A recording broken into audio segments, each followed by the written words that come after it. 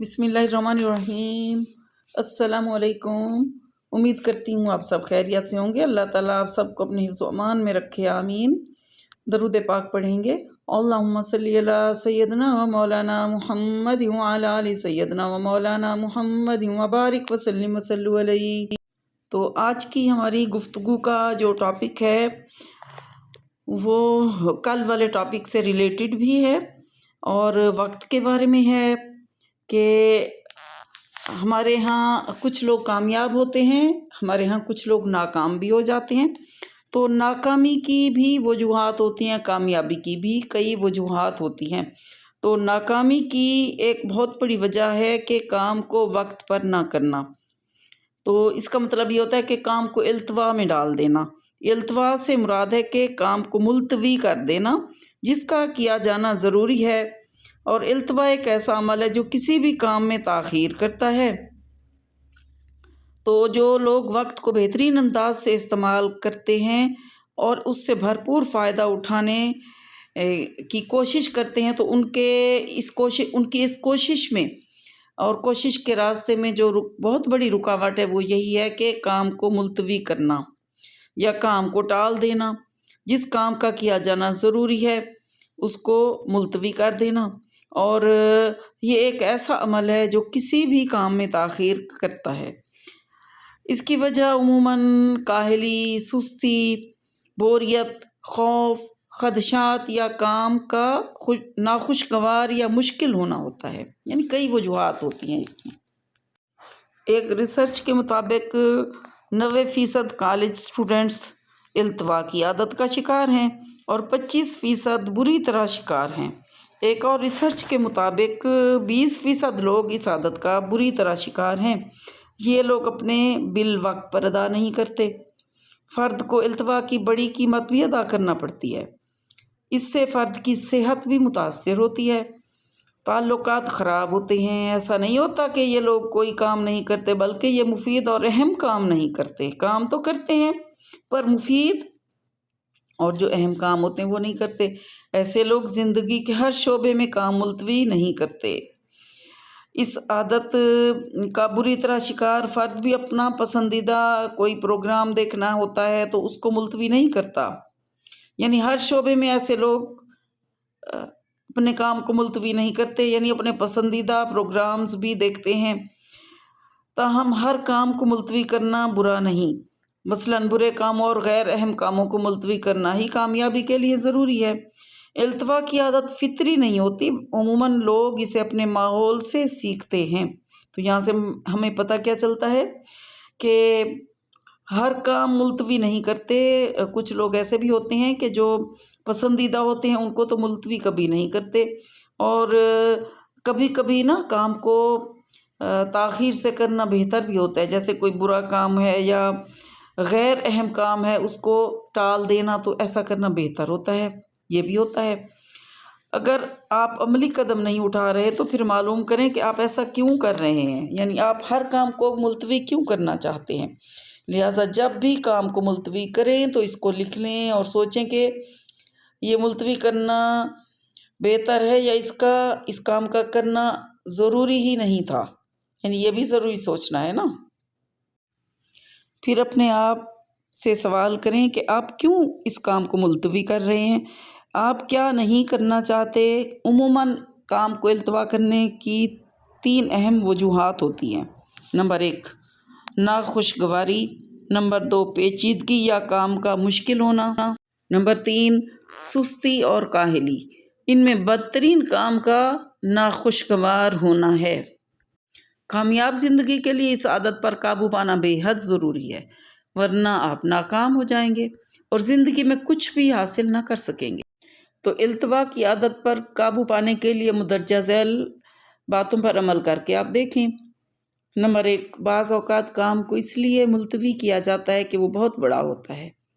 اس صورت میں کام کو چھوٹے چھوٹے حصوں میں تقسیم کر کے دیکھیں، تو ایک وقت میں ایک کام کریں، اور اگر کام بے کیف ہے تو اسے فن میں بدل دیں، یعنی کوئی اس میں مزہ ہی نہیں آ رہا کام کرنے میں تو اس کو چینج کر لیں، اسے مقابلہ یا کھیل بنا لیں۔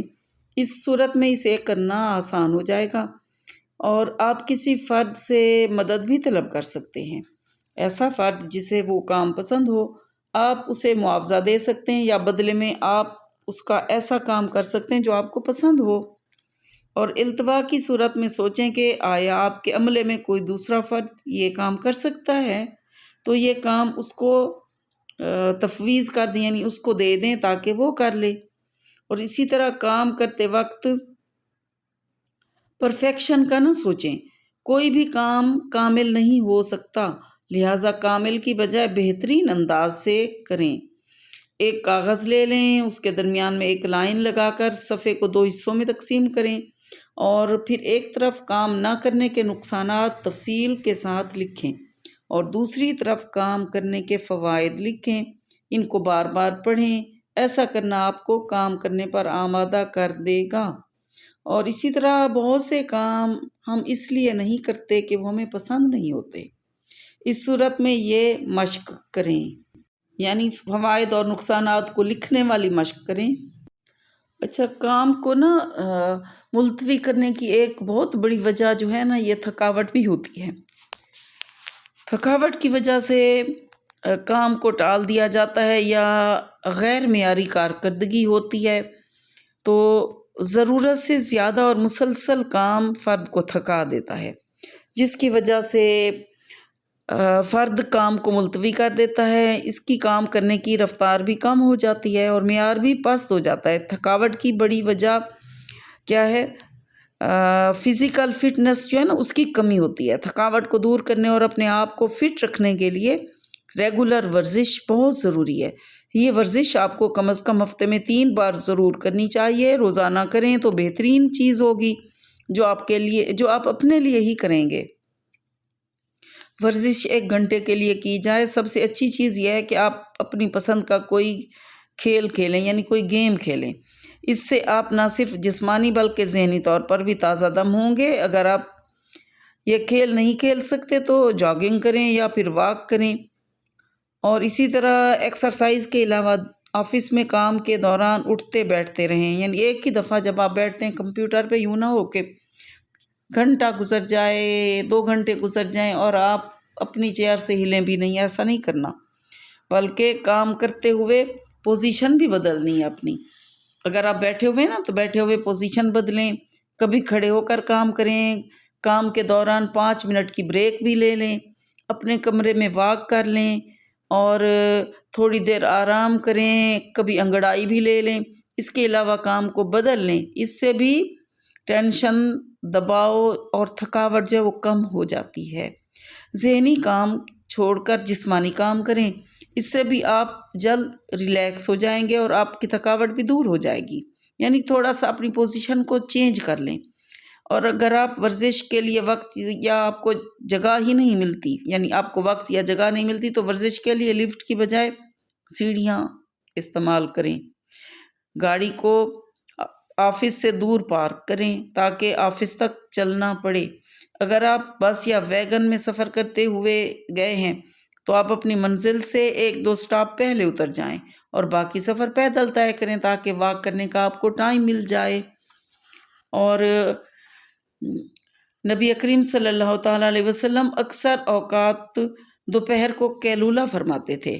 دن میں چند منٹ کی نیند کے بعد آپ صلی اللہ تعالیٰ علیہ وسلم فریش ہو جاتے۔ قیلولہ تھکاوٹ دور کرنے اور تازہ دم ہونے کا ایک بہت مؤثر طریقہ ہے، چاہے یہ نیند 10-15 منٹ کی ہو۔ اگر گنجائش ہو تو قیلولہ ضرور کریں۔ دنیا کے عظیم لوگ آئنسٹائن، ایڈیسن، چرچل اور کینڈی وغیرہ جو ہیں وہ بھی قیلولہ کرتے تھے، جس کی وجہ سے وہ زیادہ کام کرتے تھے۔ تو یہ لازمی چیزیں ہوتی ہیں ہماری زندگی میں۔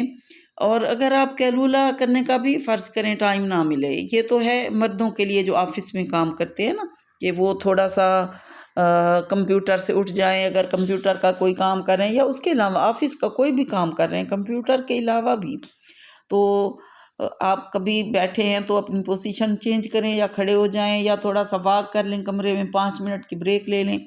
لیکن خاتون خانہ کے لیے بھی یہ ضروری ہے، جیسے ہاؤس وائفز ہوتی ہیں، وہ اپنے گھروں میں کام کرتی ہیں اور مسلسل صبح سے پھر یہ ہے کہ دوپہر ہو جاتی ہے، دوپہر کے بعد شام ہو جاتی ہے، پھر وہ یہی ہوتا ہے کہ پہلے ناشتہ، پھر گھر کی صفائی وغیرہ، پھر کبھی مشین لگانی ہے تو واشنگ مشین لگا لی، کپڑے دھو لیے، دھلوا لیے، صفائی کر رہی ہیں، کروا رہی ہیں، تو پھر دوپہر کا ٹائم ہو جاتا ہے، بچوں کو لینے کا بھی ٹائم ہوتا ہے، بعض اوقات وہ بچوں کو چھوڑنے بھی خود جاتی ہیں نا، پک اینڈ ڈراپ بھی کرتی ہیں اگر ڈرائیونگ انہیں آتی ہے، یا کچھ خواتین ایسی ہوتی ہیں جو اپنے بچوں کو ڈرائیور کے ساتھ بھی جاتی ہیں چھوڑنے، اکیلا نہیں چھوڑتی بچوں کو نا، تو یہ خواتین کے لیے بھی ضروری ہے کہ وہ دوپہر میں تھوڑی دیر کے لیے ریسٹ کریں، تھوڑی دیر کے لیے بریک لیں وہ بھی، اور اگر نیند نہیں بھی آئی تو تھوڑی دیر بستر پر ریلیکس ہو جائیں، تھوڑا سا لیٹ جائیں، فریش ہو جائیں گی 10-15 منٹ کے لیے، یہ فریش ہونے کے لیے بریک لینا بہت ضروری ہے، مرد کے لیے بھی عورت کے لیے بھی۔ تو اسی طرح تھکاوٹ جب ہو جاتی ہے 5 منٹ کی تفریح، آپ سیر بھی کر سکتی ہیں، یعنی چاہے آپ گھر میں یا گھر سے باہر تھوڑا سا آپ ایسے تھوڑا سا چل لیں، اور یا آرام سے کسی جگہ لیٹ جائیں، جیسے میں نے بتایا بیڈ پر تھوڑی دیر لیٹ جائیں، ریلیکس ہو جائیں، اس طرح تھکاوٹ بھی دور ہو جاتی ہے، چاہے 10-15 منٹ کے لیے لیٹ جائیں۔ آپ بیٹھ بھی سکتے ہیں، جسم کو ڈھیلا چھوڑ دیں، آنکھیں بند کر کے 10 لمبے سانس لیں، سانس ناک سے لیں اور آہستہ آہستہ منہ سے خارج کریں۔ خوبصورت اور سکون دینے والی چیزوں کا تصور کریں، پہاڑوں کے درمیان خوبصورت سرسبز چراگاہ یا نیلی جھیل کا تصور کریں، کسی فطری منظر کا تصور کریں، پرندوں کی سریلی آواز کا تصور کریں، بہتے ہوئے اور گنگناتے ہوئے چشموں اور ندی نالوں کا تصور کریں، خوبصورت بادلوں کا تصور کریں، کراچی کے ساحل سمندر پر ڈوبتے یا چڑھتے سورج کا تصور کریں، اسی طرح کاغان، سوات اور دوسرے شمالی علاقہ جات میں خوبصورت مناظر کا تصور کریں اگر آپ کبھی گئے ہیں تو، اور اگر آپ کبھی نہیں گئے ہیں تو جہاں پر آپ گئی ہیں وہاں ان چیزوں کا تصور کر سکتے ہیں۔ 5 منٹ کی ذہنی تفریح سیر آپ کو پرسکون کر دے گی، اس سے آپ کو ذہنی سکون کے علاوہ جسمانی توانائی بھی حاصل ہو جائے گی۔ تو اسی طرح تھکاوٹ کو دور کرنے کے لیے جیسے آپ کو میں نے ایک مشق بتائی ہے، اس کے علاوہ لاشعور کو پیغام بھی دیں، کسی پرسکون جگہ بیٹھ جائیں، لیٹ بھی سکتے ہیں، جسم کو بالکل ریلیکس کریں، 10 لمبے سانس لے کر جسم کو مزید ریلیکس کریں، پھر ان فکروں کو کم از کم 10 بار دہرائیں، دل میں یا بلند آواز میں۔ یہ مشق صبح اور رات سوتے وقت کی جائے تو زیادہ مؤثر ہوگی۔ تو اس میں پہلی چیز ہے کہ میں اپنے وقت کو دولت کی طرح احتیاط سے استعمال کرتا ہوں، میں اپنے وقت کو فضول ضائع نہیں کرتا، میں اسے احتیاط اور ذہانت سے استعمال کرتا ہوں، اور میں ہمیشہ اپنے وقت کو بہترین انداز سے استعمال کرنے کے طریقے تلاش کرتا ہوں۔ میں اپنے بارے میں بہت اچھا محسوس کرتا ہوں کیونکہ میں اپنے قیمتی وقت میں بہترین چیزیں تلاش کرتا ہوں، اور میں اپنے وقت کا بہترین استعمال کرتا ہوں۔ میں اپنی زندگی کے معیار کو بہتر بنانے کے لیے وقت کی پیشگی پلاننگ کرتا ہوں، میں پہلی چیز پہلے کرتا ہوں، میں اہم ترین چیزوں کو زیادہ وقت دیتا ہوں، میں صرف ضروری اور اہم ترین کام کرتا ہوں۔ اس میں آپ اپنی پسند کی مزید چیزیں بھی شامل کر سکتے ہیں، سجیشن بھی دے سکتے ہیں، یعنی آپ کچھ اور بھی اس طرح کے اور باتیں سوچ سکتے ہیں۔ تو یہ لاشعور کو آپ پیغام دے رہے ہیں، جو آپ بول رہے ہوتے ہیں نا، دراصل یہ اپنے لاشعور کو آپ پیغام دے رہے ہوتے ہیں، تو آپ کا لاشعور وہی کام کرے گا جو آپ نے اس کو دیا ہے، یعنی جو پیغام آپ اس کو دے رہے ہیں اسی کو وہ کرے گا اور اسی پر عمل کرے گا۔ تو یہ ڈیلی جب آپ کہیں گے اپنے لاشعور کو تو یہ لاشعور میں باتیں بس جاتی ہیں، اس طرح آپ کی تھکاوٹ بھی دور ہو جائے گی، اور جو کام کو التوا کرنا یعنی ملتوی کر دینا ہوتا ہے، اور اہم کاموں کو ملتوی نہیں کرنا، غیر اہم کاموں کو کر سکتے ہیں آپ، جن کا کوئی فائدہ نہیں ہوتا، تو پہلے اہم اور غیر اہم کو سمجھنا چاہیے نا، آپ ان کو سمجھ لیا کریں۔ تو یہ تھی ہماری بات چیت، اب ہے ہمارے آج کے وظیفے کا ٹائم، اور وظیفے سے پہلے آج میں آپ سے یہ بات کہنا چاہوں گی کہ ویڈیو کو لائک کر دیا کریں، شیئر کر دیا کریں، اور سبسکرائب نہیں کیا چینل کو تو ابھی کر دیں، تو کیونکہ بعد میں ہو سکتا ہے آپ ویڈیو پوری دیکھیں ہی نہ، تو ابھی آپ کر دیں اگر ابھی تک نہیں کیا ہوا تو آپ نے۔ تو اب دیکھتے ہیں ہم اپنا وظیفہ۔ تو جو لوگ کسی بھی کام کو شروع کرتے ہیں اور شروع میں تو کامیابی کے آثار نظر آئیں، لیکن بعد میں کوئی رکاوٹ پیش آ جائے کسی بھی کام میں، اور ایسے حالات سامنے آئیں کہ کام نامکمل رہ جائے، ناکامی کا سامنا کرنا پڑے، جس کام کے بارے میں سوچیں اسی میں ناکامی ہو، تو محنت بھی کرتے ہیں، وقت پر بھی کام کرتے ہیں، لیکن پھر بھی کامیاب نہ ہوں، تو ان کے لیے آج کا وظیفہ یہ ہے کہ اللہ تعالیٰ کے 2 نام یا حی و یا قیوم، ان کا ورد کرنا ہے۔ اور کب کرنا ہے؟ فارغ اوقات میں، جب بھی فری ہوں، ہر وقت آپ اٹھتے بیٹھتے چلتے پھرتے کثرت کے ساتھ ان کو پڑھیں، انشاءاللہ جلد اثرات ظاہر ہوں گے۔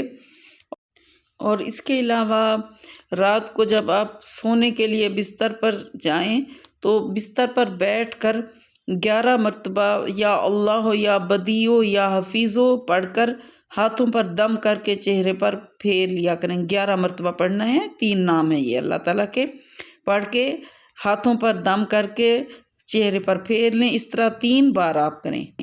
اس عمل کو 40 روز کیا جائے، انشاءاللہ جلدی فوائد حاصل ہوں گے۔